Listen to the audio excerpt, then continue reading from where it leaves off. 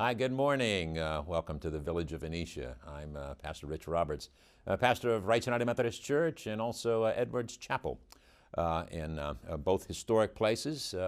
Both places go back. Actually, Edwards Chapel is one of the first Methodist churches in America. 1784 we go back to. And that's when the Methodist Church was kind of brought over from England here and commissioned in America. Rights goes back to 1823. And so lots of history there in our little village of Venetia that we're proud of. But we just don't stay in the past. We're always going to the future and have a lot of activities coming up. And so that's why I'm with you here. You know, we've got, this is a tradition to be a part of a Village of Venetia, to be on television. What a wonderful time. 1996, I was doing VHS shows in due west, South Carolina, which is due west of nowhere, but it's near the Clemson area, about an hour from Clemson, Anderson, South Carolina. I was in seminary there at Erskine, a great ARP school. And they had some VHS equipment laying around.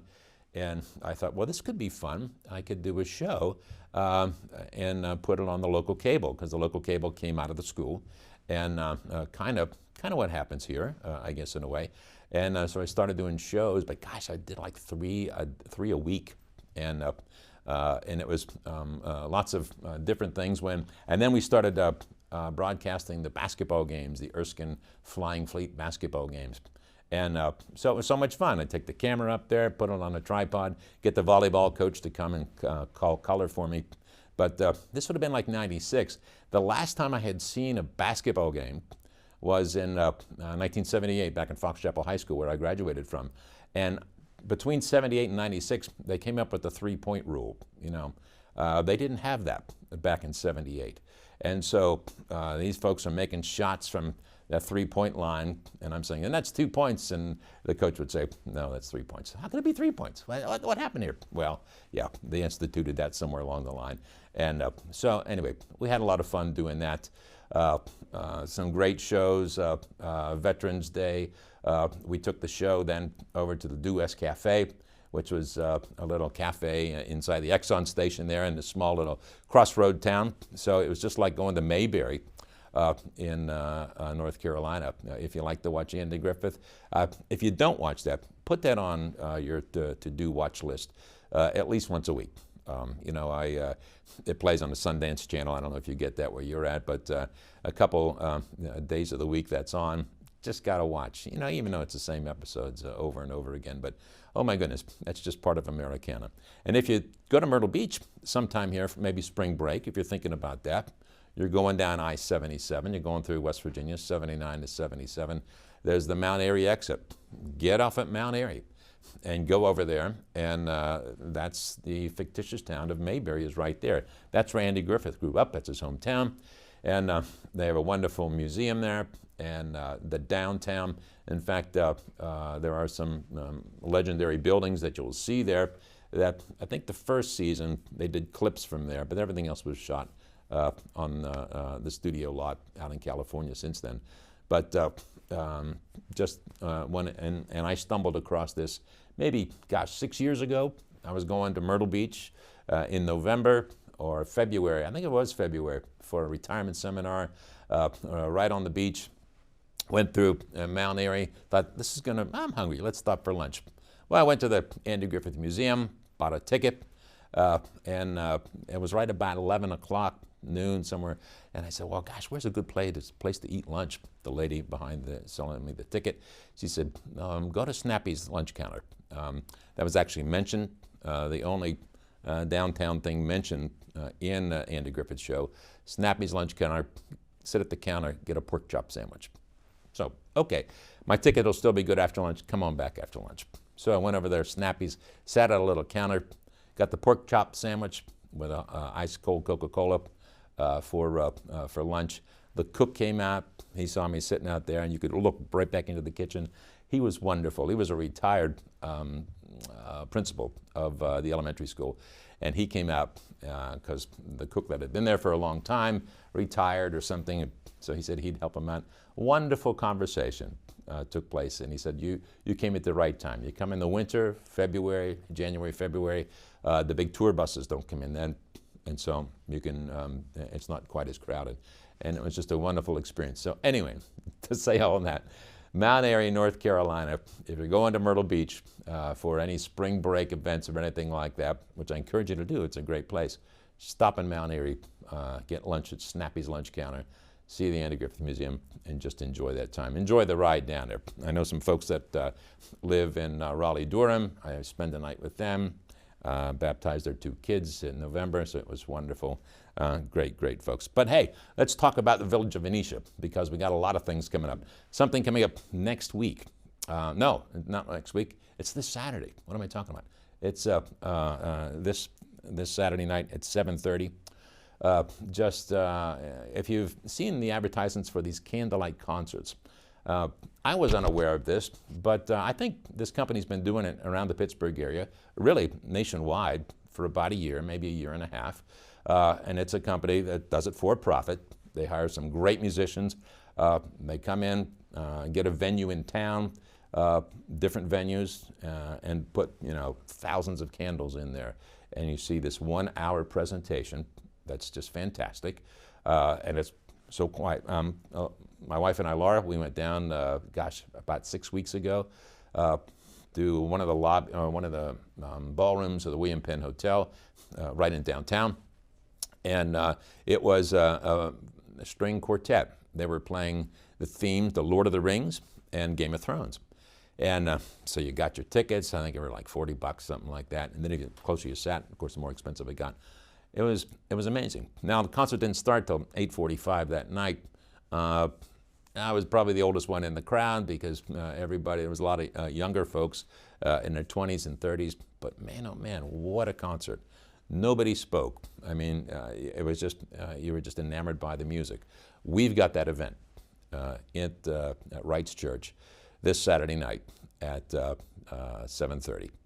So it's the 22nd, this Saturday, at 7:30, candlelight concert. And we've got some great performers that'll be there. 3 outstanding singers. And actually, one of the students here that normally runs part of Atlas will be there. She's got a piece that they got a piece that they're doing, and I guess I get to sing with Dad too, so that'll be fun. But Nicole Tafe will be there. Let's see, Jenny Nolan from South Hills Children's Choir, Nicole Tafe from the Wright Company, and from Kathy's Music, Laura Mason will be there. And these are top quality. I mean, they're fantastic performers, directors, entertainers. Just an hour long of just incredible vocal performances. Right in the candlelight, Laura's bought 1,000 candles, all battery operated, putting them in the sanctuary there at historic Wright's Church. And so you get to be a part of that. And go to the website. I think there might be a thing coming up. I'm not sure how that works today, but there's a QR code somewhere out there. And go to our website, Wright's UMC, and click on that. It'll take you to a link. You can Google something and do a PayPal. There it is, right there. Okay, you can see it on the screen. It tells you how to get there, and don't miss it because. One of the big things this is a fundraiser for the church. COVID, declining population of our elderly folks, we need a fundraiser. Financially, things are kind of challenging for us out there in the Village of Venetia. And so this is going to kind of help us because we've got so much to talk about and to brag about. One of the things that we do brag about are the opportunities that we have for children and youth there in theater and music performance. I mean, it's fantastic. If you think about South Hills Children's Choir, that's a nonprofit youth community choir that provides quality education. And when I talk about that, they are just incredible. There's 3 different groups a part of that: the Canticle, Concordia, and Cadenza. the places that they, and that breaks it up into different age groups. In other words, if you're an 8 to 10-year-old, you'll be in Canticle. If you're 11 through 13, you'll be in Concordia. The 14 to 18-year-olds are in the Cadenza part. Again, this is South Hills Children's Choir. They came to us during COVID and said, we need a place to rehearse. Can we call you home? I said, absolutely. Come on in. The doors are open for you. They were at Carnegie Hall last summer in New York City. They've been to the Canterbury Cathedral in London, Phipps Conservatory. We just got back from the Frick a month ago, their Winterfest down there, which is a fantastic celebration, and South Hills Children's Choir was there. But you just don't want to miss Jenny Nolan, who's the director of that. She is just a gifted musician, and in so many different ways. But she's going to bring that gift of music to us as just one of the performers, Nicole Tafe. She is one of the directors of the Wright Company. And if you haven't been to any of their shows, they're fantastic. Their past performances, A Christmas Carol, Joseph and the Amazing Technicolor Dreamcoat. They just did Charlie and the Chocolate Factory, and that was our Atlas was Charlie. No, was Willy Wonka. Was Willy Wonka, and if you saw that performance, it really is amazing, the shows that they do. Again, that group, the Wright Company, used to be called the Abbey Players. They've been a community theater group for maybe 15 years, 17 years. During COVID, they were looking for a place to continue their performances, and we said, you got to patrol yourself, but come on in. And so we welcomed them, and they've been with us ever since. So they've got a show coming up in, gosh, when is it?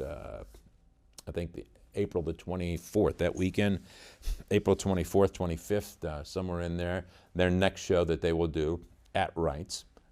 And it's always just, their performances are just incredible. Sometimes a cast of 50, 60, 70, because there'll be different age groups.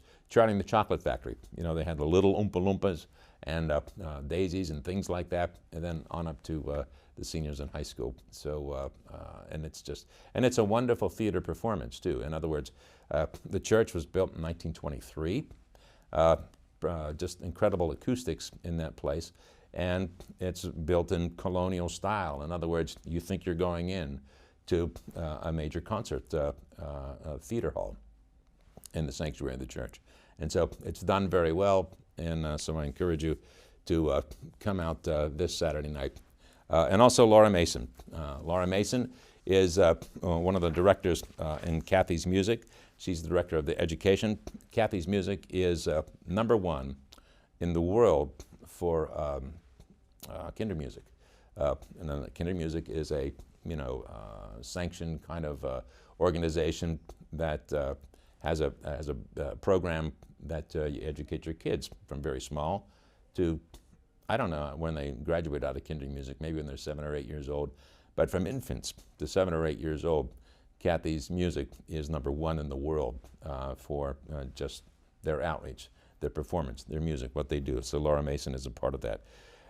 They do music theater camps at Wright's, and so the stuff doesn't stop just during the school season. They've done 2 theater camps for the last 4 summers at Wright's for a week.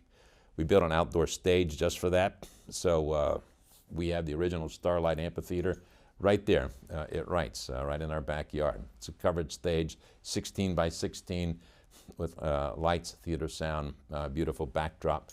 And it's a great place. Sometimes they perform outside, sometimes it's inside the building, but it's always part of the summer theater camps. That's part of Kathy's Music. And 2-3 years ago, the Wright Company added music camp also. So they'll be here again this summer. Lots of opportunities. South Hills Children's Choir, they do a music camp too. So this has just been like 43 years of ministry. I started pastoring in 1981 back in West Virginia. And this has been 43 years of caring and nurturing and giving opportunity to kids and youth to use their skills and their gifts and graces in music and theater to make the world a better place. And so we've been doing that for, gosh, and it's finally has come together here in the last 5 years, where we just provide the space, the groups come, the people come, and folks are blessed. I think we're gonna go to a break. Okay, we'll go to a break right now, and then we'll come back and we'll give you some more information about all the activities going on in the village of Venetia.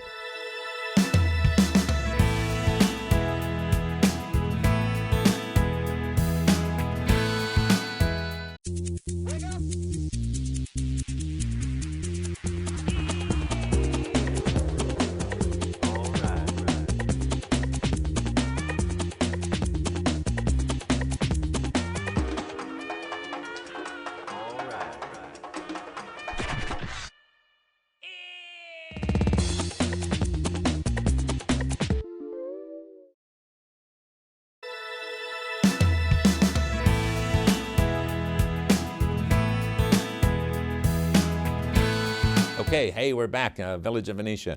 I've been telling you about all the exciting things coming up this Saturday. It's February the 22nd, candlelight concert.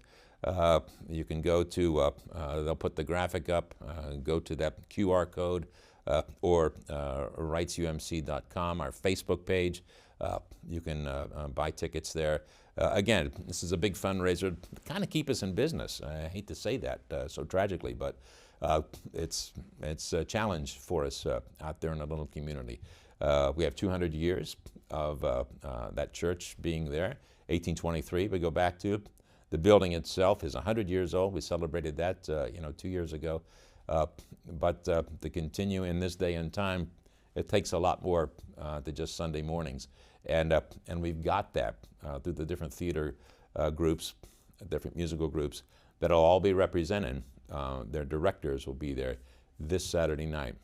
Nicole Tafe, Jenny Nolan, Laura Mason from Southwest Children's Choir, the Wright Company, and Kathy's Music. And then I think Atlas will be there and bless us a little bit. I think they're going to let me sing one. But it's all done in candlelight. It's like 1,000 remote candles in our space there. So you want to come out and just to see that. Buy a ticket for that. So you get through this Saturday. There it is. It's up on the screen right now. Yeah, that's part of them. Isn't that incredible? That's beautiful. When we saw this candlelight, now again, that's a company that we saw. These people are in it for profit, and they do very well. They use churches in town, in the tri-state area. We saw it in one of the ballrooms of the William Penn Hotel. Candles, string quartet, just an hour long, and there's no talking. I mean, someone introduces maybe the music 3 at a time, but that's kind of how that works, and that's what we'll see this Saturday night at 7:30. Call for your tickets or come and be a part of that. During the daytime this Saturday, this was just kind of a random trip. I went out to Saxonburg Winterfest last year. I grew up on Saxonburg Boulevard in O'Hare Township, and the very end of Saxonburg Boulevard goes into the German town of Saxonburg. That is famous from James Roebling that did the Brooklyn Bridge. He invented that whole wire concept of suspension bridges. He developed it in the little village of Saxonburg. And so it's a little German village, the Saxonburg Hotel, great meals there. We used to go there out to Saxonburg and get Christmas trees when I was a kid. Then we'd stop at the hotel, have dinner. You can still do that. But if you go this Saturday morning, I think it starts at 10. They close down the center street, Main Street, and there's lots of different vendors there. And it was just a wonderful time again. That's this Saturday, and it's just a random thing. I have no interest, no vested profit in those folks out there. Just to say, it's a fun thing to go to. Lots of things. Winterfest at the Frick a month ago, Winterfest in Saxonburg, and then there's lots of other festivals to be a part of. But you can't go next week because next week is Beauty and the Beast. That's the middle school show here at Peters, and my youngest, Abigail's been working in that performance, and so what is she, one of the townspeople? I think she's got 7 kids or something like that. I don't know.